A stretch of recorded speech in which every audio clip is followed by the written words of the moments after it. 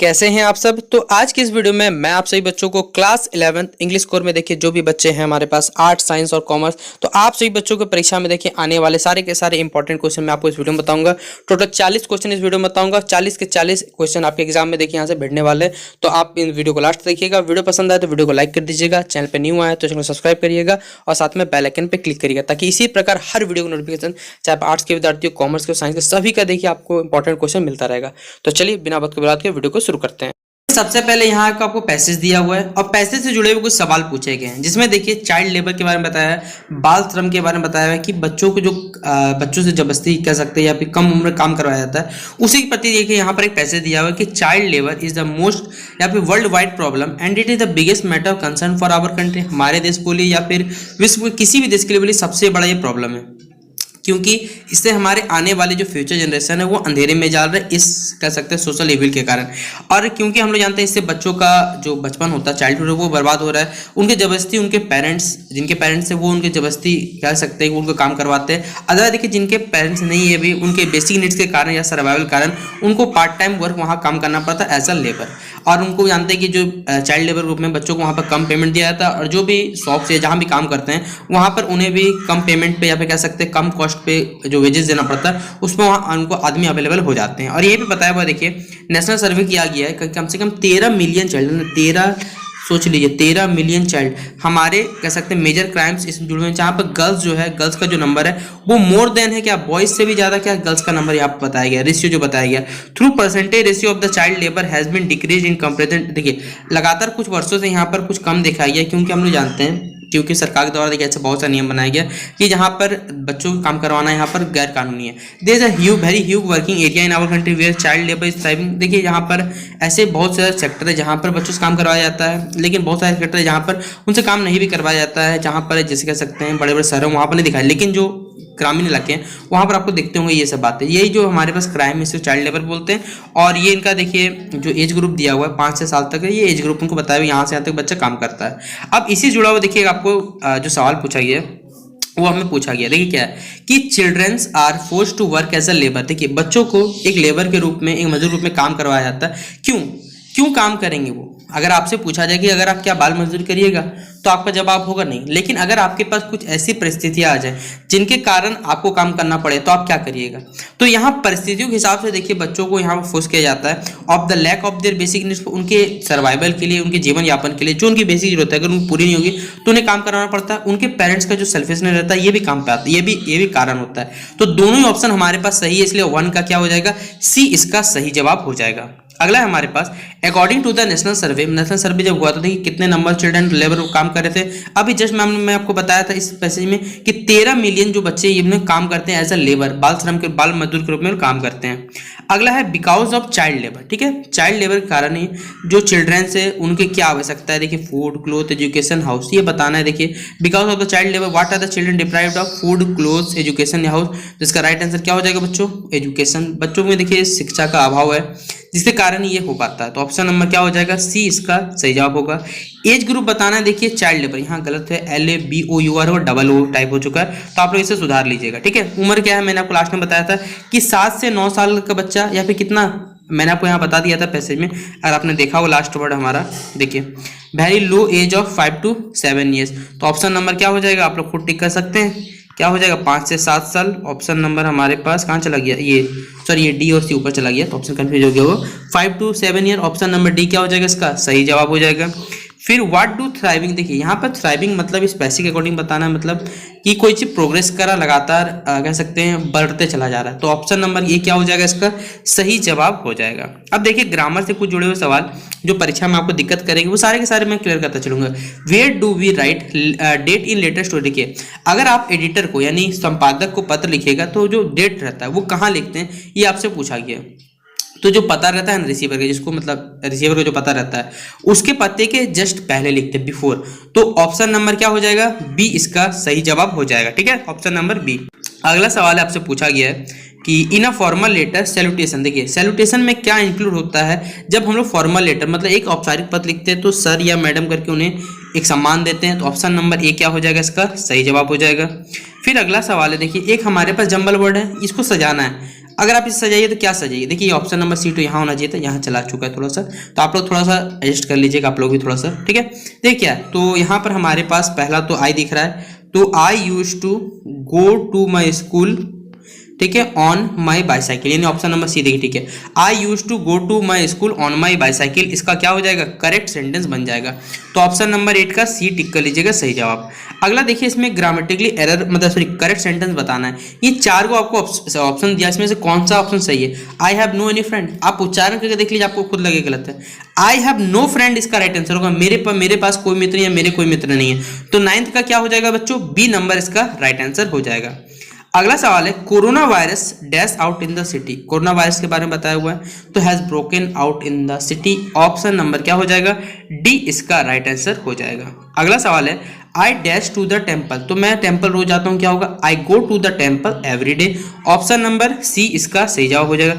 Kusum is related to ही होगा, देखिए उच्चारण में भी पता चल जा रहा है, तो कुसुम किससे जुड़ी हुई है, Kusum related with me, to me, for या फिर इन, क्या हो जाएगा बच्चों इसका सही जवाब, कुसुम इज रिलेटेड विथ मी या फिर टू मी, तो यहाँ हो जाएगा विथ हो जाएगा ना, तो ऑप्शन नंबर क्या हो जाएगा, विथ मी, यानी ऑप्शन नंबर विथ ए इसका सही जवाब हो जाएगा। अगला है, accidents dash happen in a crowded city, accident जो होते हैं किसी भीड़ वाले शहर में क्यों होते हैं, शुड लगेगा, कैन लगेगा, शैल लगेगा, मस्ट लगेगा, क्या लगेगा यहाँ पर, तो एक्सीडेंट कैन हैपन इन अ, यहाँ कैन लिख दीजिएगा, CAN, can happen in a crowded city, option number क्या होगा, बी इसका राइट आंसर हो जाएगा। फिर व्हाट डस यहाँ पर एन एप्पल फॉल, क्या एक एप्पल को देखिए गिरने में मदद करता है, make, makes, has been making, क्या ऑप्शन होगा, आप पुट कर देख लीजिए ना, व्हाट मेक आपको फीलिंग नहीं है, लेकिन what makes an apple fall, तो ये इसका सही आंसर होगा, तो ऑप्शन नंबर बी क्या हो जाएगा, इसका सही आंसर हो जाएगा। अगला सवाल है, एक आपके देखिए बुक से कुछ पार्ट दिया हुआ है पोएम का, और आपको सवाल पूछेंगे, and who are you said to the soft falling shower, इस तरह का पैसेज दिया हुआ है, इस तरह आपका फॉलिंग एक पोएम का पार्ट दिया हुआ है, और कुछ सवाल पूछा गया कि नेम द पोएम, ये जो कौन सा पोएम का आपको पूछा हुआ है ये पार्ट है, तो ये हम लोग जानते हैं कौन सा पार्ट है, the voice of the rain, option number क्या हो जाएगा, बी इसका राइट आंसर हो जाएगा। Who is I in the poem, देखिए यहाँ पर आई जो वर्ड है वो कौन बता रहा है, तो ये पोएम के लिए, अगर आपने पोएम पढ़ा होगा तो पोएम में कौन बोल रहा है, ये रेन का वॉइस बता रहा है, तो ऑप्शन नंबर ए क्या हो जाएगा, इसका सही जवाब हो जाएगा। अगला है, the word impalpable in the fourth line, देखिए यहाँ पर हमारे पास जो फोर्थ लाइन है वहां पर एक वर्ड दिया हुआ इम्पैलेबल, इसका मतलब देखिए हमें बताना है क्या होता है, 4 ऑप्शन दिए कि स्ट्रॉन्ग, वीक, बॉटमलेस या फिर अनटच्ड एंड अनस्टैंडिंग, तो क्या होगा सही जवाब, इसका सही जवाब हो जाएगा बच्चों option number C, sorry option number C बोल रहा बच्चों, ऑप्शन नंबर ए स्ट्रॉन्ग इसका राइट आंसर हो जाएगा, तो 70 का क्या टिक करिएगा, ऑप्शन नंबर ए। फिर poets mother and her cousin where, poet की मदर और कजन कहाँ थे, बीच पे, रिवर पे, कैनल पे या रॉक पे, तो कहाँ थे बोलो, वो लोग थे बीच पे, तो option number A at the beach सही जवाब होगा। फिर द लेबनन टॉप बीच, वो क्या था, सुंदर था, बंजर था, क्वाइट ग्रीन था, क्वाइट साइलेंट एंड स्टिल था, शांत था, ये बताना है, तो क्या था, तो क्वाइट साइलेंट था, शांत था और स्थिर था, तो ऑप्शन नंबर डी क्या हो जाएगा, सही जवाब हो जाएगा। अगला है, the poet Marcus Nathan wants to know, जो पोएट है हमारे पास वो क्या जानना चाहते हैं ये बताना है हमें, तो जानना चाहते हैं कि जो डे मतलब उनके बचपन का जो दिन है वो कैसे खो गया, तो option number the day he lost his childhood, option number C सही जवाब टिक कर लीजिएगा। अगला सवाल हमसे पूछा हुआ है कि in the poem father to the son, देखिए जो पोएम है father to son, father is ready to मतलब पिताजी कहाँ जाने के रेडी, मतलब किसके लिए रेडी ये बताना हमें, तो वो माफ करने के लिए रेडी होता है, माफ मतलब क्या होता है, फॉरगिव, फॉरगिव मतलब माफी देना, तो ऑप्शन नंबर बी क्या हो जाएगा, फॉरगिव हिम इसका राइट आंसर हो जाएगा। अगला सवाल है, that girl in the poem, ये पोएट सॉरी ये फोटोग्राफ जो पोएम हमारे पास, यहाँ जो गर्ल है वो किसको बताया जा रहा है, डॉली को, बेटी को, नैरेटर की मदर को या फिर नैरेटर की सिस्टर को, ये किसको संदर्भित कर रहा है, तो नैरेटर की माता जी उनको संदर्भित कर रहा है, ऑप्शन नंबर क्या हो जाएगा, सी इसका सही उत्तर हो जाएगा। फिर अगला सवाल है, grandmother went to the school with the, grandmother जो है स्कूल जाती है नैरेटर के साथ, क्यों जाती है, क्या कारण है ये बताने, तो वो जाती है क्योंकि वो स्कूल जो है, अगर आपने चैप्टर पढ़ा होगा, चैप्टर हमारे पास पोर्ट्रेट ऑफ द लेडी, तो स्कूल जो है स्कूल के जस्ट बगल में ही मंदिर अटैच रहता है, वो मंदिर जाती है, तो option number the school was attached to the temple, इसका क्या हो जाएगा, सही जवाब हो जाएगा।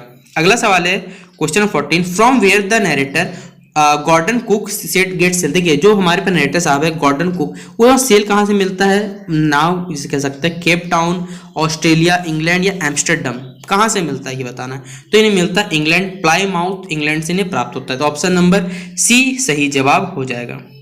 फिर who was the last heir of powerful Egyptian, यहाँ लास्ट, यहाँ स्पेलिंग में हेयर में गलती लिखा गया, मैं बता देता हूँ, ये वर्ड यहाँ गलती है, ये वाला काट दीजिएगा, ठीक है। Who was the last emperor, या फिर कह सकते हैं last heir of powerful Egyptian dynasty, कौन थे, उनका नाम हमें क्या करना है, बताना है। इसका नाम याद रखिएगा, पूछा जाता है परीक्षा में, इसका नाम है किंग टूट। ऑप्शन नंबर ए क्या हो जाएगा, सही जवाब हो जाएगा।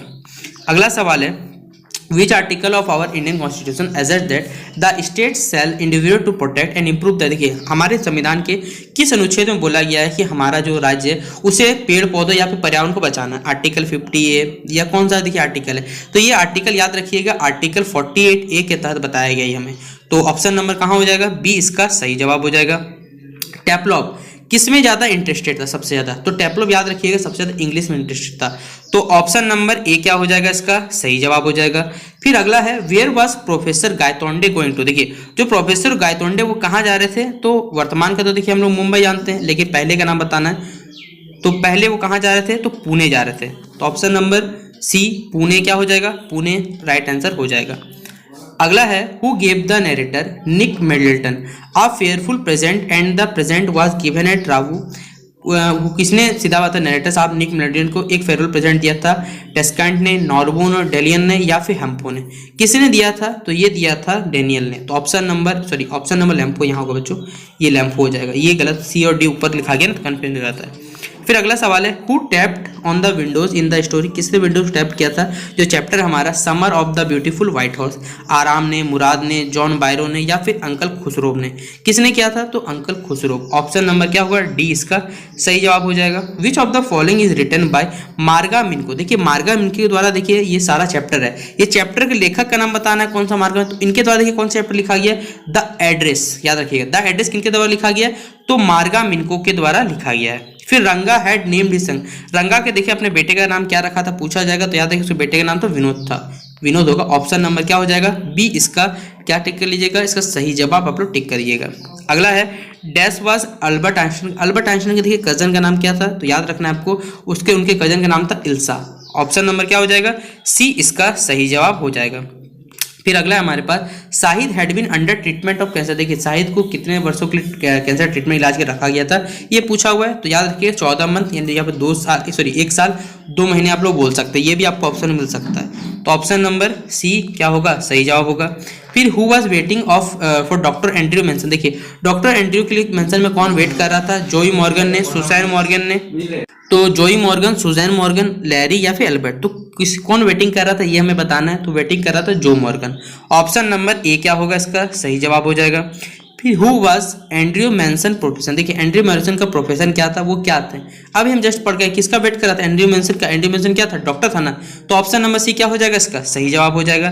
फिर the king lost his crown under the arc, देखिए जो किंग है अपना क्राउन लॉस्ट खो चुका था, कहाँ पर, बिकॉज जो आर्क था वो बहुत ज़्यादा ऊंचा था, छोटा था, क्रूक्ड था, या क्या था, तो उसका जो आर्क था वो बेसिकली क्या था, याद रखिएगा बहुत ज़्यादा बिल्ड, जो आर्क जो बना हुआ था बहुत ज़्यादा छोटा था, लो था, ठीक है। तो ऑप्शन नंबर क्या हो जाएगा, बी नंबर इसका टिक कर लीजिएगा, सही जवाब। अगला सवाल है, रंगा के विलेज का नाम, देखिए ये बहुत इंपॉर्टेंट सवाल है, कहानी से पूछा जाता है। रंगा के विलेज का नाम याद रखिए, होसाली नाम था, क्या नाम था, होसाली। ऑप्शन नंबर क्या टिक करिएगा, बी नंबर सही जवाब टिक कर लीजिएगा।